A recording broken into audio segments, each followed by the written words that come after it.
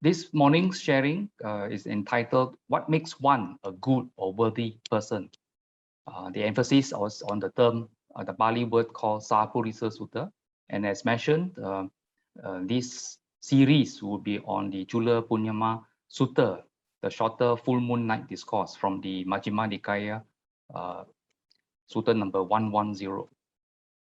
Just to look at the bottom of this particular poster, quoting from the Dhammapada verse 78, which says, do not associate with evil companions. Do not seek the fellowship of the vile. Associate with good friends. Seek the fellowship of noble men. Now, this particular advice happened to be, in this case, happened to be the Dhammapada, occurs frequently in the discourses on this aspect or that aspect. And the Buddha goes in various details. And of course, in this particular sutta, the Cula-punnama Sutta, talks about what is a good person, what is a bad person, what is a true man, what is an untrue man, who is a practitioner, who is not a practitioner. Those are the various shapes of meaning for the word sappurisa. And again, as most of you are familiar, I like to emphasize the summary teachings of the Buddha, which contained in Dhammapada verse 183, that we should try our best to avoid evil, to do good, and to purify our mind. This again is a constant feature right through the 45 years of teaching shared by the Buddha out of compassion for the Indian congregation. Again, in this particular verse from the Mangala Sutta, again we see a similar feature. The first three advices given here in the 28 blessings contained in the Mangala Sutta, that we should not associate with the foolish, but to associate with the wise, and to honor those who are worthy of honor. So this is an emphasis on that particular aspect. Now, coming to this particular, the way in which the Buddha teaches. The Buddha teaches with gradual discourse, gradual instruction, progressive instruction, or sometimes the translator will use the term step-by-step thought. And quoting from the Upali Sutta, also from the Majjhima Nikaya, the Buddha taught the householder Upali. By the way, Upali was a millionaire who was staying and in fact run many businesses in the town called Nalanda, okay, in India, near Rajagaha. At that time, of course, there was no Nalanda University yet, but he was the very important person there, being a millionaire. And he was not a Buddhist in the first place. He was a follower of another teacher called Nikanta Nataputta. Today, we call him the founder of Jainism. So this was a householder, a rich man called Upali. And Upali was sent by his teacher, the Jain teacher, to try to convert the Buddha to Jainism. And in the ensuing conversation, here the Buddha taught householder Upali step by step. We talk on giving, dana katang, now ethical conduct, sila katang, and heavens, saga katang. This is the common feature found in also many other suttas, where the Buddha will talk step by step, gradual discourse with whether monks or lay people. Now, he explained the drawbacks of sensual desires or sensual pleasures, so sordid and corrupt, and the benefit of renunciation. And continuing, and when he knew that Upali's mind was ready, pliable, rid of hindrances, joyful and confident, he explained the special teaching of the Buddhas of Dukkhaṃ, Samudayam, Nirodhaṃ, and Maggaṃ. Just as a clean cloth of stains would probably absorb dye, in that each seed, the stainless, immaculate vision of the Dhamma arose in Upali. And everything that has a beginning has an end. So when Upali saw, attained, understood, and fathomed the Dhamma, he went beyond doubt, got rid of indecision, and became self-assured and independent of others regarding the teacher's instructions. This statement basically says that the lay person Upali attained the first stage of sainthood, Sotapan, okay, being fully confident, there's no doubt regarding the Dhamma. That was his benefit. And his mission was to convert the Buddha, but instead he attained the first stage of sainthood. How fortunate of him. The purpose of myself sharing this particular except this portion of the Upala Sutta is that the Buddha's way of teaching is step by step. And so is the way we should practice also, step by step. Now, coming to today's sutta. Now, this series actually will cover a series of talks in this month and the early portion of September, dealing with the details contained in this particular sutta. I will not be going through all the details in this, which is, of course, 1 hour is not enough. Hence, we have a series.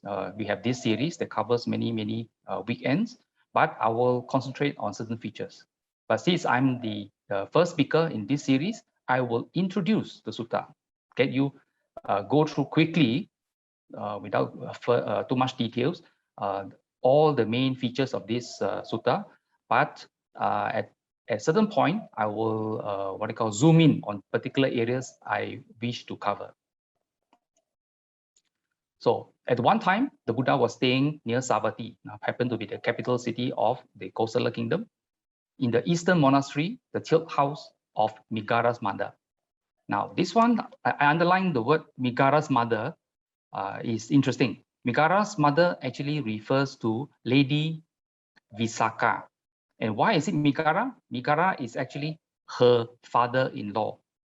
Okay, the story is regarding her being able to show the father-in-law that she is very wise, and such that and when she shared the Dhamma after an incident which he thought that she insulted him, but later with further explanation, he regarded Visakha, although a daughter-in-law, as usual in Indian society, the women folk are often looked down upon, treated as second class. But now he held her up, a daughter-in-law, as his mother, as if because he learned some very salient Dhamma points from her. And from then on, many of the suttas will refer to Visakha in this fashion, Megara's mother. So now at the time, it was Sabbath or Uposatha. Hence, the term Punnama. Punnama in modern Indian language, you find in many Indian posters, they call it Purnima, which means the full moon. So here the sutta further says, the full moon on the 15th day. And the Buddha was sitting in the open, surrounded by the Sangha of monks or the community of monks. Then the Buddha looked around the Sangha of monks who were so very silent. And he addressed them, monks, could a bad person, the Pali term is called asappurisa. Now, you come across this term throughout my presentation. Some people do not like the term bad person because they might say that, oh, I'm a bad person. But the translation is not one word for one word, as in one language to another. Asappuriso, I will give some dictionary definitions in the following pages to give you a range of flavor as to what you mean by asappuriso. In this translator by Bhikkhu Sujato, he renders it as a bad person. So the Buddha asks, monks, could a bad person know of another bad person? This fellow is a bad person. And the monk said, no, sir. Good monks, it's impossible, it can't happen that a bad person could know of another bad person. But could a bad person know of a good person? And here, the good person in Pali is called sappuriso or parisa. And the monk said, no. So good monks, that too is impossible. A bad person has bad qualities, associates with bad people, and has intentions, counsel, speech, actions, views, and giving of a bad person. Now, as a slight commentary, the subsequent sessions during this month and in this series will cover aspects of associating with bad people or good people, intentions, counsel, speech, action, views, and giving. So in a way, I've given away the so-called the main topics for this series. Now, getting familiar with some Pali words, in this case, asappurisa, since it came out first.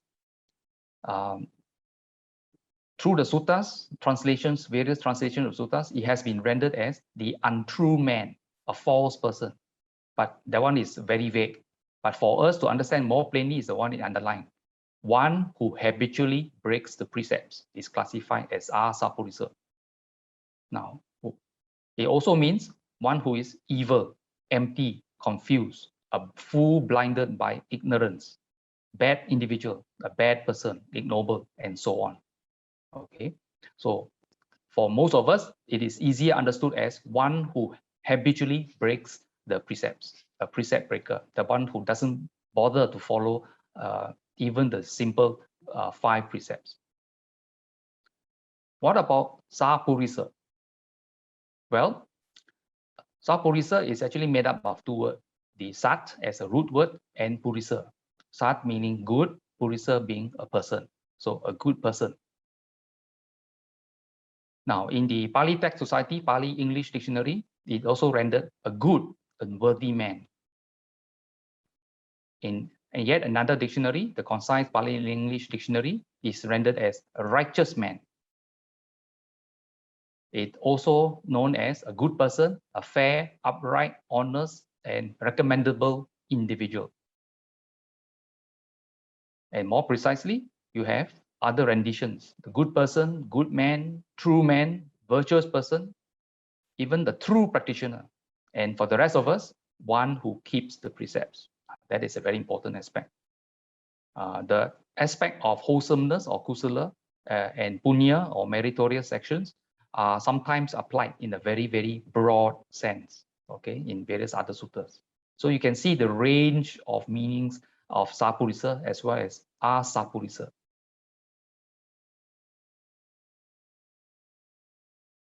Now, and the sutta continues. And how does a bad person have bad qualities? Is when asappurisa is faithless, shameless, imprudent, uneducated, lazy, unmindful, and witless. That's how a asappurisa has bad qualities. And how does an asappurisa associate with another asappurisa? Is when an asappurisa is a friend and companion of ascetics and Brahmins who are faithless, shameless, imprudent, uneducated, lazy, unmindful, and witless. That's how an asappurisa associates with another asappurisa. And the Buddha continues. And how does an asappurisa with intentions of an asappurisa? Well, the asappurisa intends to hurt themselves, hurt others, and hurt both. And yet another aspect of asappurisa, how does an asappurisa offer counsel to another asappurisa? Well, this asappurisa offers counsel that hurts themselves, hurts others, and hurts both.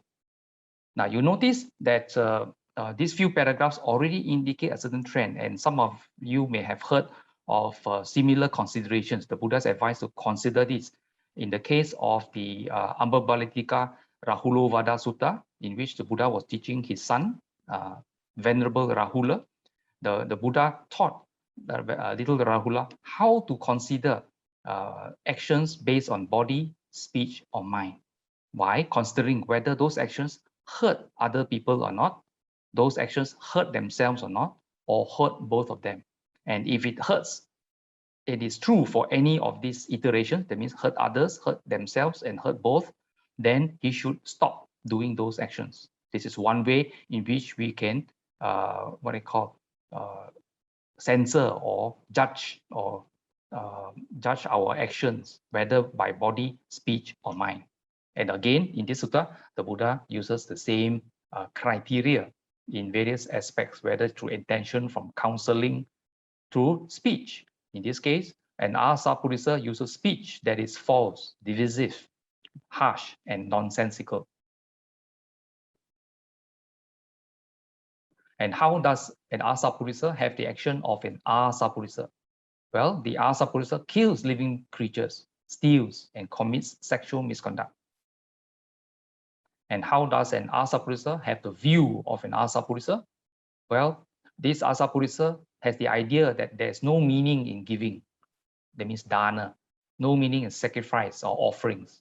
There's no fruit or result of good and bad deeds. There's no afterlife, nor obligation to father and mother. Okay, no beings are reborn spontaneously, and there's no ascetic or Brahmin who is well attained and practiced and who describes the afterlife after realizing it with their own insight. And how does an asappurisa give the gifts of an asappurisa? It is when he gives carelessly, not with their own hand, and thoughtlessly.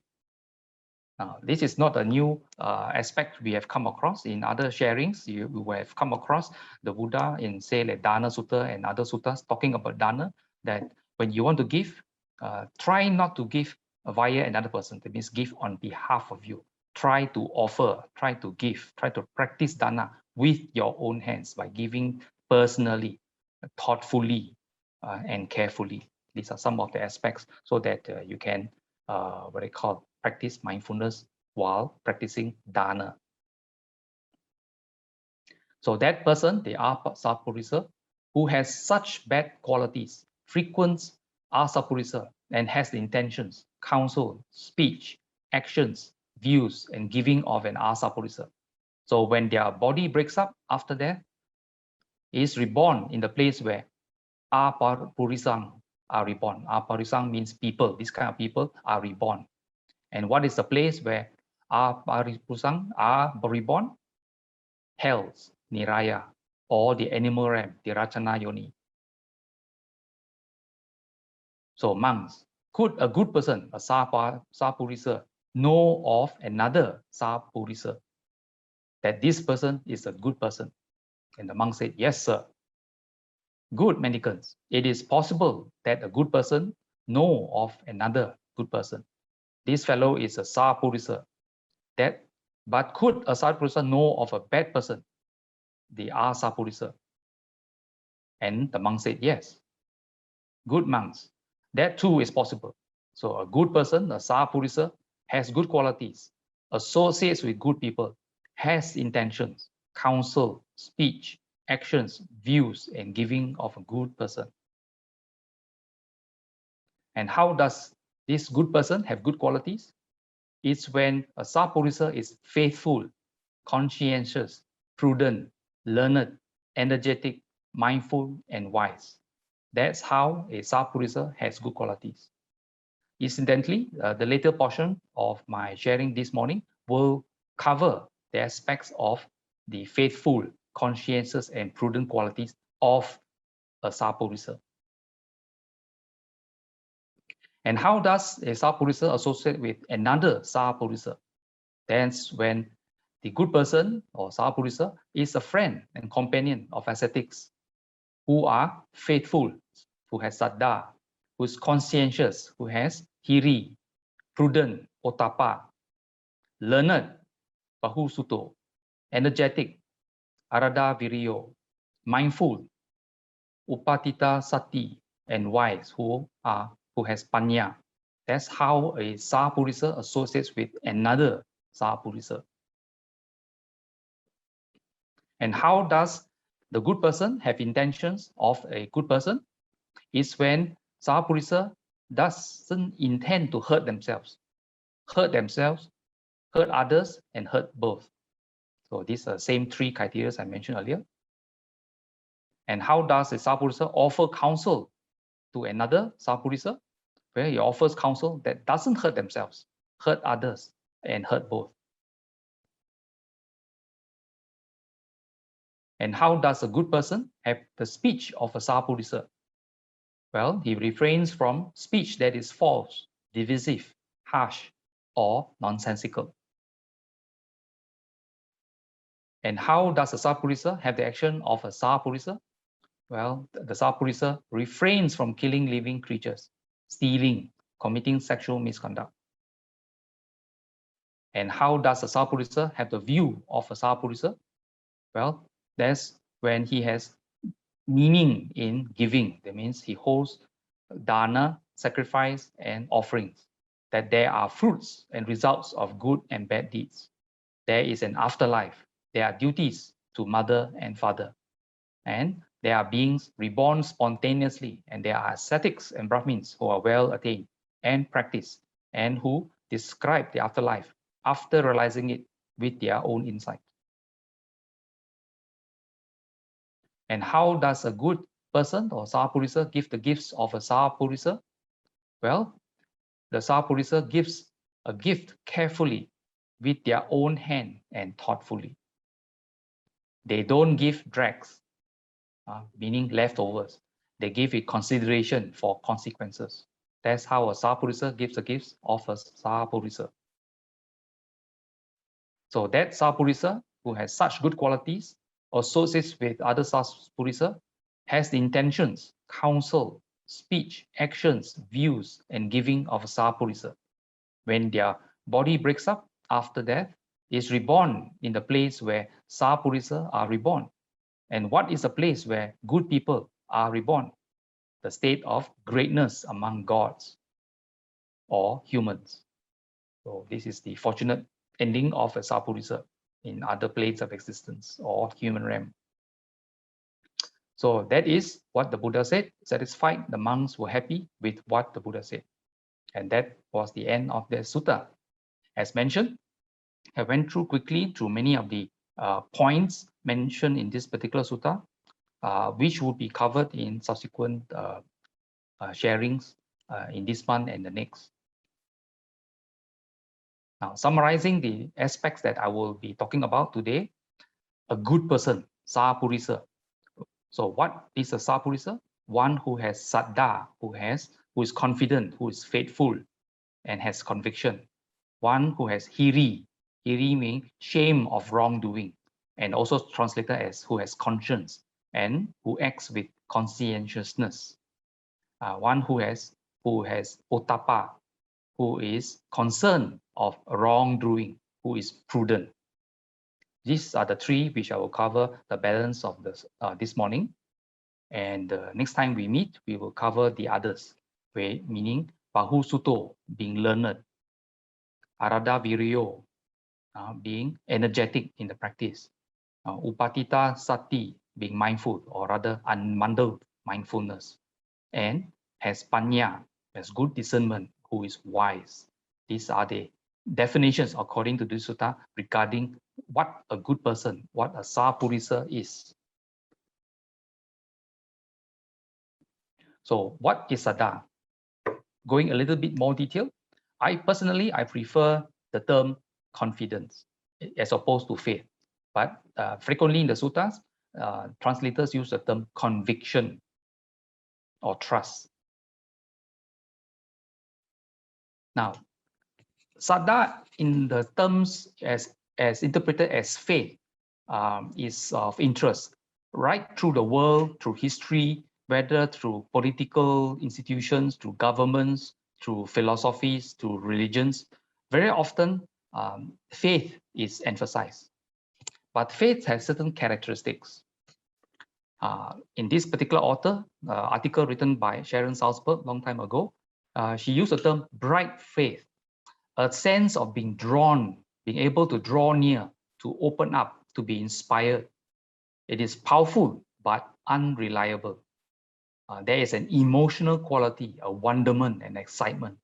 So very often in many what I call teachings or public seminars and so on, many of those who peddle in these faith aspects have been able to rouse groups of people, large groups of people, even rouse up a country.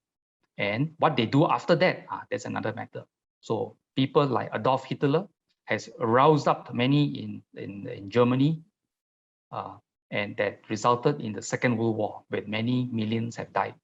So faith can rouse up wrongly also. That's why it is powerful but unreliable in the sense, reliable for Adolf Hitler in getting what he wanted to do, but unreliable with regard to walking the path, the Noble Eightfold Path.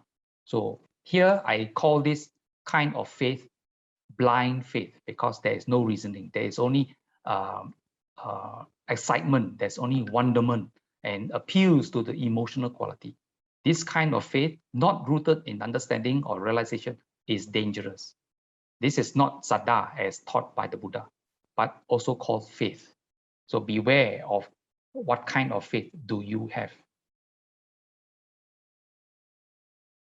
Now, there's another kind of faith called verified faith, as coined by Sharon Salzberg. Here, she says, encountered a teaching and have gotten inspired. And we have done something about that. We have actually practiced or we have explored for ourselves. Now, this is important. This is actually following the quality of the Dhamma as we recited just now. We called it in Pali, ehi pasiko, inviting investigation. We explore it, we reflect upon it, we practice it, we test it, we ask questions, we verify for ourselves. Now we are no longer stirred by the emotional quality of the speaker, but the message is more important. We are not excited about all the other earlier aspects as in bright faith, but we are verifying for ourselves. We are understanding it for ourselves. We are beginning to see what this kind of saddha does to our lives, how we lead our lives, and so on. Meditation is one of the aspects in which we can use to investigate, we can practice to see whether what the Buddha say is true or not, or just mere talk.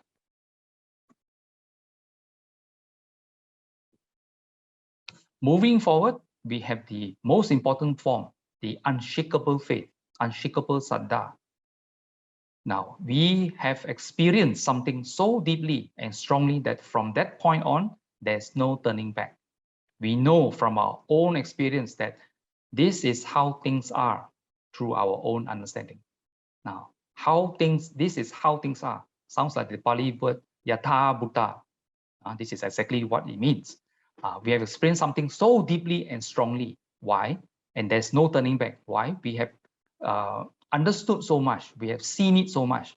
We have no more beliefs. Now, when you have unshakable faith, we have thrown away the word called belief, because belief requires no proof. I just trust you. You say, I believe. But in unshakable faith, now you have investigated it, you have experienced it for yourself, and hence the term own experience, own understanding. You see it for yourself, and therefore you don't need to believe anymore. You don't need to have faith. Why? Because you know.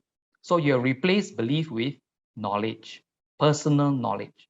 So when you know, you have transformed yourself. And the ultimate transformation is to enter the path of enlightenment. That is the first stage of sainthood, where there is no more doubt in the Buddha Dhamma. So beware that saddha is merely transferred as faith. And if it stirs a lot of emotional quality, that I would call it blind faith. Buddhists need to steer away from blind faith.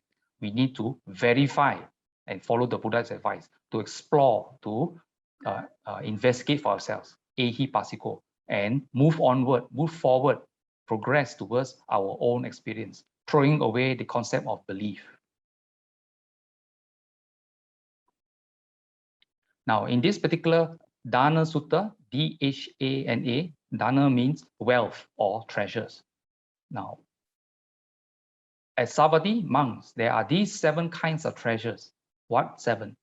The treasure of faith or satta danang, sila danang, hiri danang, ottappa danang, sutta danang, chaga danang, panya danang. You notice that in this sutta, though the range, the 7 quoted here are slightly different from the sutta we are considering this morning, but this is an example where in the Tipitaka, the Buddha in various suttas will almost always cover this similar list. Maybe add one or take away one or add another and so on. But the key concepts of saddha, sila, hiri, ottappa, sutta, chaga, and panya are almost always there. And with respect to the saddha danang, the treasure of confidence, here the Buddha says, katamancha bhikkhave saddha danang, ita bhikkhave arya savako satto hoti, sadahati tathagatasa do buddhing. And we have recited this earlier.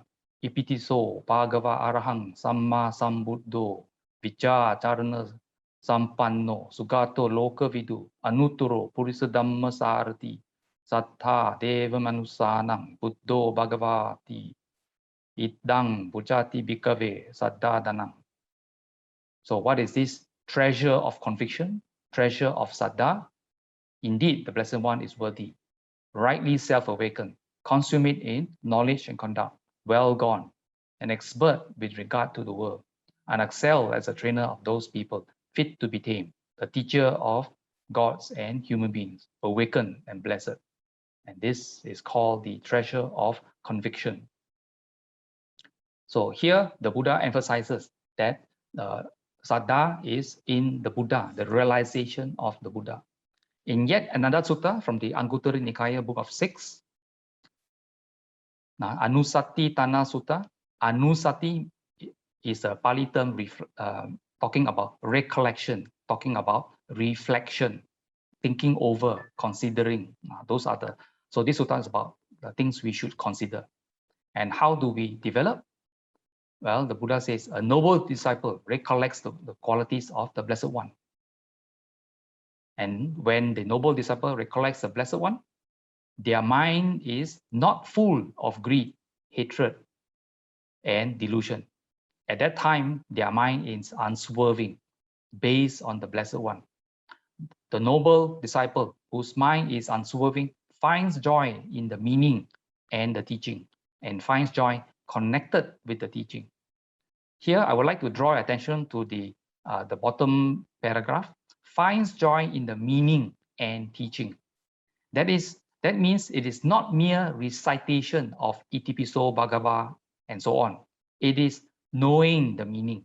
What does Itipiso mean? What does Bhagava mean? What does Samma Sambuddho mean? What does Vijacharana? All the 9 qualities that the Buddha encourages us to study, to investigate. So we need to know the meaning and its significance. Therefore, it is not mere recitation that you have confidence. But once you know the meaning, and when you recite them, the meaning, the understanding will come to you automatically, like a snap of a finger. When you go to the various Pali terms, reciting each and every one of the 9 qualities, the meaning, the essence of the meaning comes to you immediately. And therefore, while this kind of recitation with understanding, what happens? You are in deep meditation. You are coming down. Okay, it is not mere chanting, chanting, chanting. The Buddha de-emphasizes chanting, but understanding. So here again, the Buddha emphasizes the noble disciple whose mind is unswerving finds joy in the meaning and teaching, and finds joy connected with the teaching. When they are joyful, rapture springs up, and the mind is full of rapture. The body becomes tranquil or calm. When the body is tranquil, they feel bliss. There's happiness there. And when they are blissful, the mind becomes immersed in samadhi, or one-pointedness of mind. And this is called a noble disciple who lives in balance among those other people who are unbalanced, who lives untroubled among people who are troubled. So this is one meditation technique, but requires that you understand what is being chanted.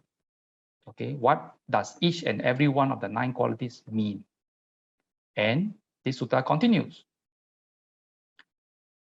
They have entered the stream of the teaching and developed the recollection of the Buddha, as mentioned earlier. And the sutta continues.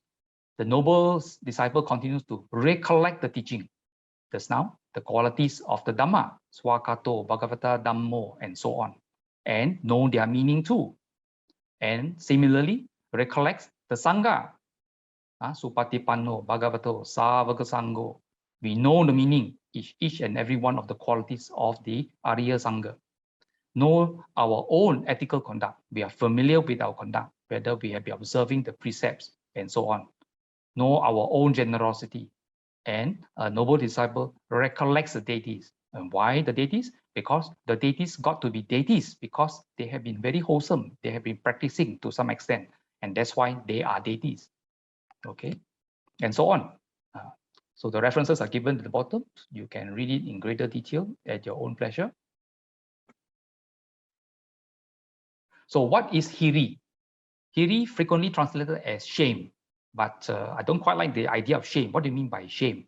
Here, a translator uses the term moral conscience. Hiri and otapa. Otapa is prudence or fear of wrongdoing. But then the idea of fear doesn't appeal to me, because fear, we are trying to go beyond fear in the Buddha Dhamma. And then why is this fear happening in this translation? Well, let us go through in detail the meanings of Hiri and Otapa from various commentaries as well as from the suttas. Now, what is the well of conscience or Hiri? It's when a noble disciple has a conscience.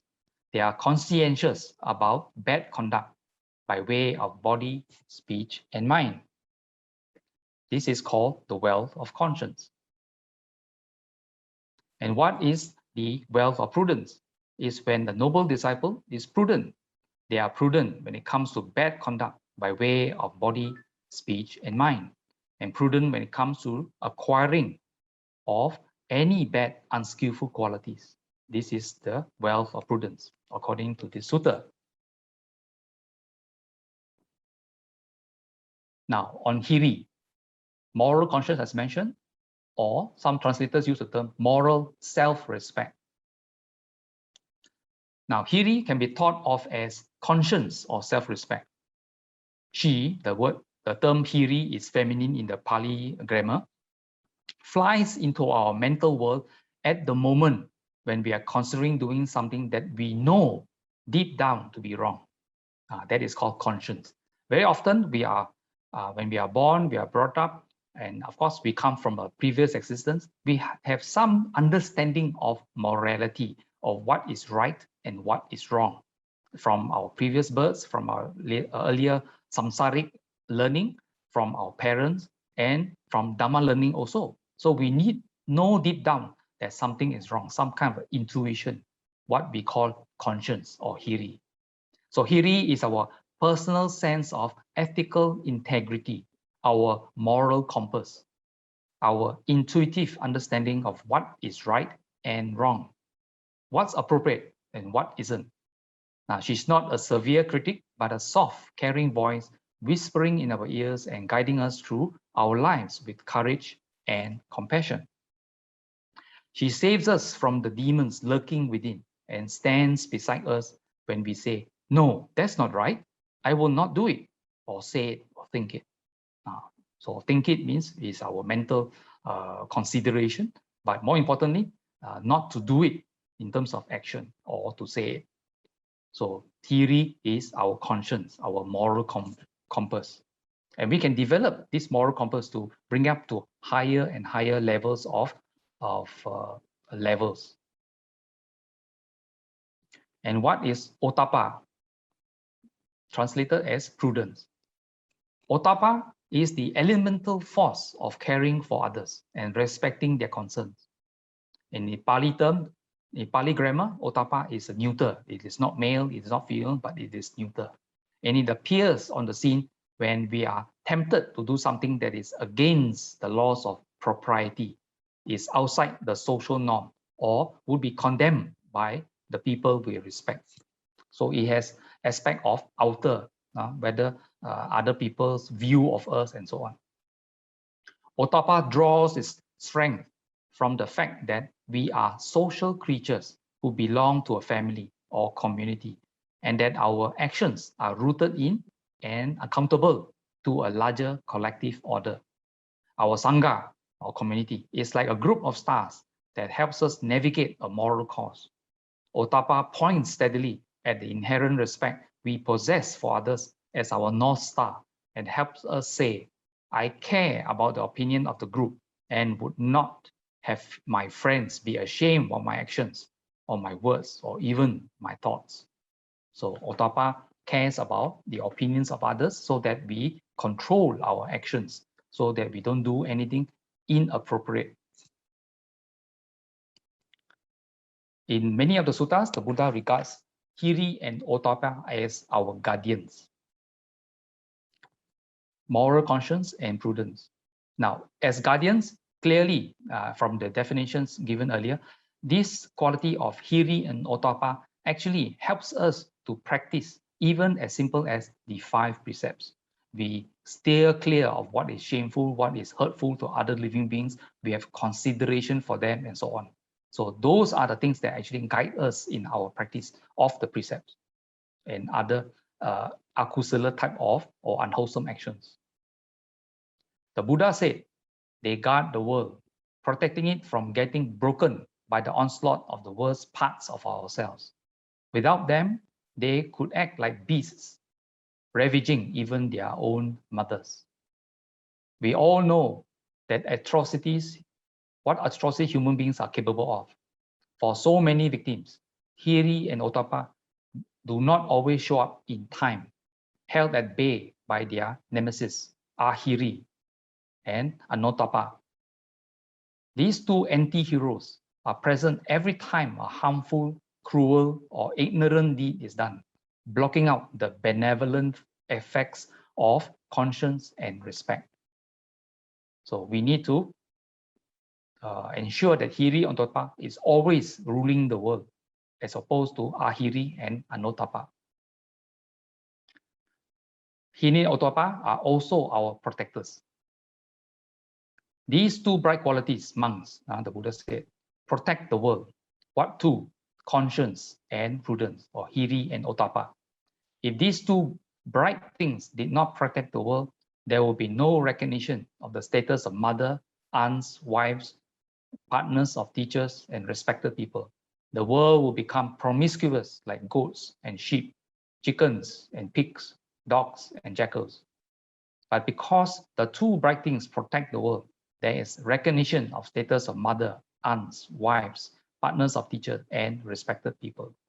So this is from the Cula-punnama Sutta. Now, cultivating Hiri and Ottappa, a simple quality in which, among many other Dhamma practices which we in the community try to increase and deepen. Well, Hiri and Ottappa have other friends, including Sati or mindfulness. So mindfulness is a great friend of Hiri and Ottappa.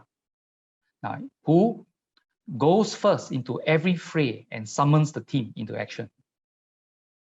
Sati is conscious awareness of what is happening right now, and Ahiri and Ottappa can only function when such awareness is absent.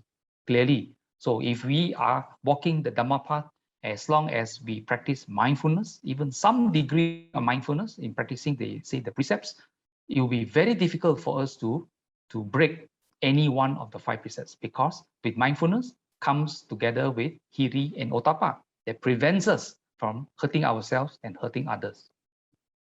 So when people do harm to themselves and others, they are often not aware of what they are doing. They are conscious enough to act, but not conscious enough to be aware of the quality of their actions or of their consequences. Whenever a person masters even a degree of mindfulness, Hiri and Ottappa arrive there too, helping them do, say, and think what is helpful rather than what is harmful.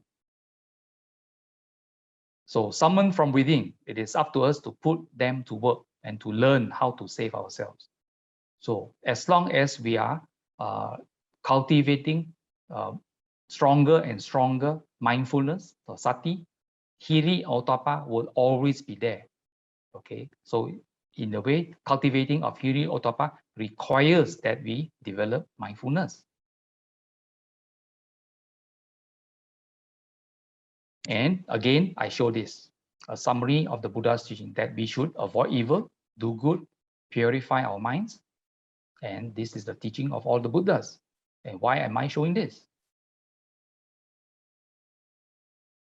Well, while we are practicing along the path with mindfulness and all that, the Buddha frequently encourages us to have wholesome actions. And wholesome actions, what they call mixed merit, mixed punya for us. And here in this sutta, the Buddha says that one should train in deeds of merit or wholesome actions that yield long-lasting happiness in this life and in lives to come. So clearly, dana, sila, bhavana, okay, which we are familiar, that we should be giving, we should have virtue, or moral conduct, and to have mental development. So by cultivating these three things, it yields happiness, and the wise person is reborn in an untroubled, happy world. And all these practices are gradual. Okay, as the picture shows that from the beach, as we go out towards the sea, it gets deeper and deeper. So the ocean has a gradual shelf, a slope, a gradual inclination with a sudden drop-off only after a long stretch. In the same way, this doctrine and discipline, Dhamma Vinaya, which summarizes the teaching of the Buddha, has a gradual training, a gradual performance, a gradual progression with a penetration to gnosis or enlightenment only after a long stretch. So everything is step by step. And sometimes some people, when listening to Dhamma talk, they wonder, after all those things I have to do, hey, kindly remind me, what is the purpose of Buddhism? What for?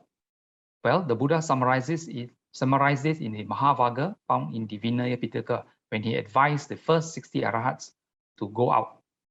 Go monks on tour for the benefit of the common folk, for the happiness of the common folk, out of compassion for the world, for the welfare, the benefit and happiness of gods and human beings. So clearly, this Dhamma Vinaya, or in common worldly language, Buddhism, the teachings of the Buddha, are for our benefit, for our happiness, for our welfare. And why did the Buddha and the monks teach that? It is out of compassion for the world.